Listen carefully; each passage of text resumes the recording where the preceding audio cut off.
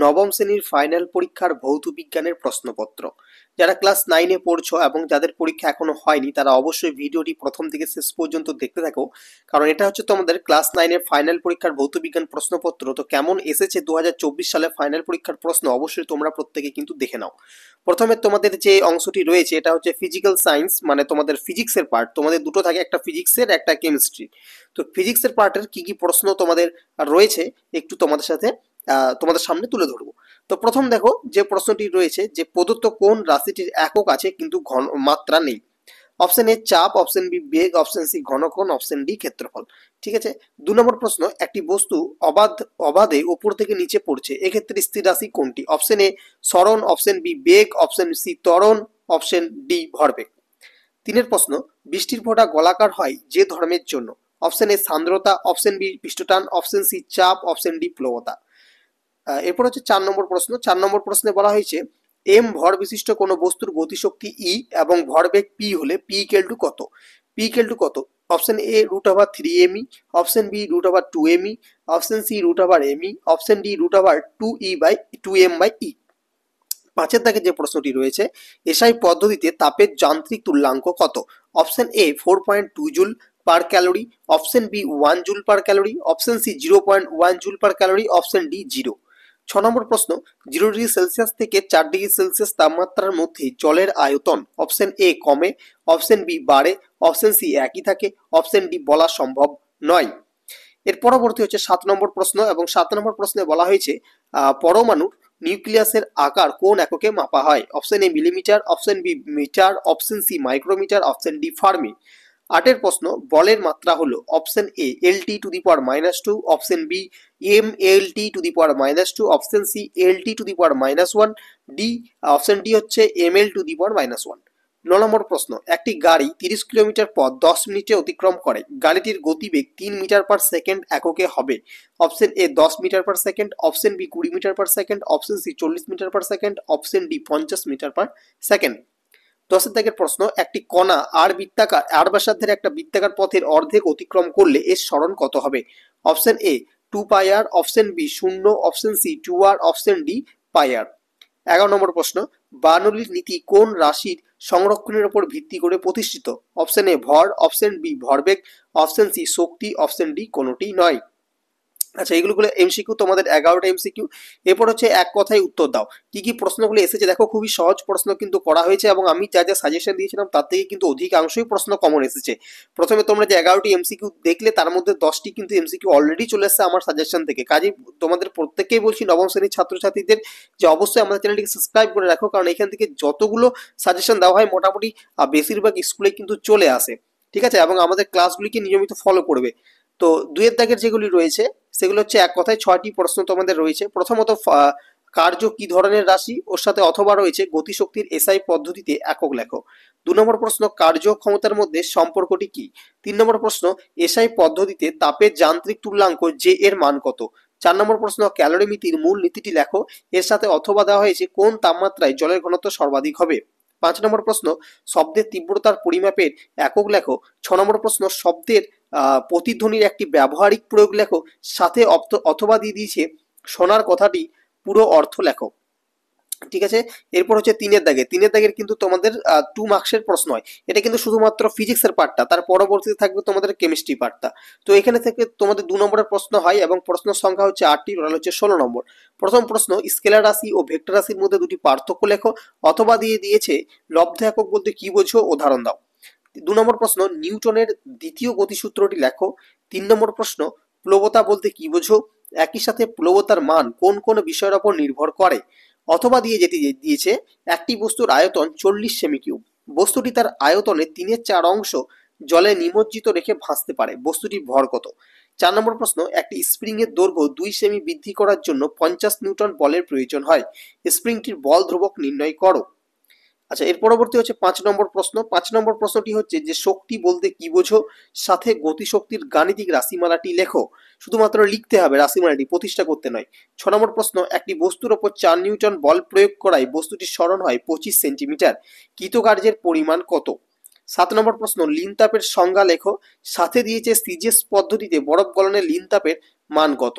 8 নম্বর প্রশ্ন, চাঁদে কোনো বিস্ফোরক হলে সেই শব্দ পৃথিবী থেকে শুনতে পাওয়া যায় না কেন? অথবা দিয়েছে ওর সাথে একটি সুরশলাকার কম্পাঙ্ক 420 হার্জ, এর থেকে উৎপন্ন তরঙ্গদৈর্ঘ্য 0.8 মিটার হলে উৎপন্ন শব্দের বেগ কত হবে? ঠিক আছে। এরপর হচ্ছে চারের দাগের হচ্ছে তোমাদের 3 মার্কসের প্রশ্ন থাকে। ফিজিক্স থেকে 3 মার্কসের প্রশ্ন তোমাদের 4টি দেওয়া হবে। তো দেখে নিই সেই 4টি প্রশ্ন কি কি। প্রথম প্রশ্ন, বার্নৌলির নীতিটি লেখো। একই সাথে সমান্তরালভাবে পাশাপাশি গতিশীল দুটি জাহাজ পরস্পরের কাছে সরে আসে কেন?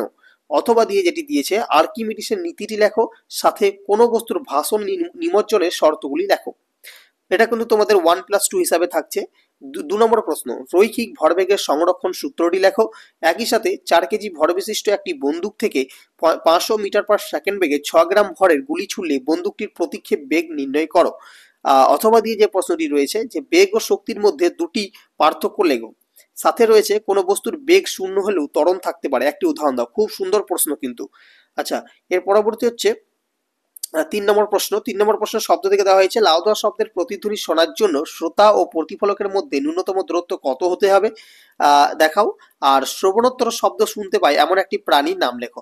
অথবা দিয়ে দিয়েছে, তরঙ্গের কম্পাঙ্ক, তরঙ্গ দৈর্ঘ্য এবং তরঙ্গ বেগের মধ্যে সম্পর্কটি প্রতিষ্ঠা করো, সাথে শব্দ দূষণের একটি কারণ লেখো। 4 নম্বর প্রশ্ন, তাপ এবং কার্য সম্পর্কিত জুলের সূত্রটি লেখো। 420 জুল কার্য তাপে রূপান্তরিত হলে কি পরিমাণ তাপ উৎপন্ন হবে? খুবই সহজ অঙ্ক, খুবই সহজ প্রশ্ন, একদম পড়ানোর মধ্যে থেকেই এবং সাজেশনের মধ্যে থেকেই, কোনো উল্টোপাল্টা কিছু কিন্তু প্রশ্ন হয়নি। অথবা দিয়ে যে প্রশ্নটি রয়েছে, যে 0°C উষ্ণতায় 20 গ্রাম বরফকে 1200 ক্যালোরি তাপ দিলে কি ঘটবে? ঠিক আছে, যেখানে বরফের গলনের লিন তাপ 80 ক্যালোরি পার গ্রাম। সাথে দিয়েছে, জলের ব্যতিক্রান্ত প্রসারণের একটি সুবিধা ও একটি অসুবিধা লেখো। আচ্ছা, এরপর হচ্ছে গ্রুপ বি, যেখানে তোমাদের কেমিস্ট্রি পার্ট থেকে প্রশ্ন দেওয়া হয়েছে। তো এই পার্ট থেকে তোমাদের 7টি এমসিকিউ দেওয়া হয়েছে, থাকছে 7 নম্বর। প্রথম প্রশ্ন, আলফা কণা হলো option A electron, option B proton, option C দ্বি আয়নিত হিলিয়াম আয়ন, অপশন ডি নিউট্রন। 2 নম্বর প্রশ্ন, 12 গ্রাম কার্বনে পরমাণুর সংখ্যা কত? Option A 1, option B 6.022 into 10⁻23, option C 12, option D 3.0011 into 10⁻23। 3 number প্রশ্ন, কোনটিতে টিন্ডাল প্রভাব দেখা যায় না? অপশন এ সাবানের দ্রবণ, অপশন বি কালি, অপশন সি চিনি দ্রবণ, অপশন ডি স্টার্চের দ্রবণ। 4 নম্বর প্রশ্ন, এমজিও হলো একটি, অপশন এ প্রোসম অক্সাইড, অপশন বি আম্লিক অক্সাইড, অপশন সি অবধর্মী অক্সাইড, অপশন ডি ক্ষারকীয় অক্সাইড। 5 নম্বর প্রশ্ন, অ্যাসিড বৃষ্টির জন্য দায়ী gas, option A CH4, option B NO2, option C N2O3, option D O3। 6 number প্রশ্ন, কেরোসিন তেল ও জলের মিশ্রণকে পৃথক করা হয়, অপশন এ পাতন পদ্ধতিতে, অপশন বি আংশিক পাতন পদ্ধতিতে, অপশন সি ঊর্ধ্ব পাতনের সাহায্যে, অপশন ডি সেপারেটরি ফানেলের সাহায্যে।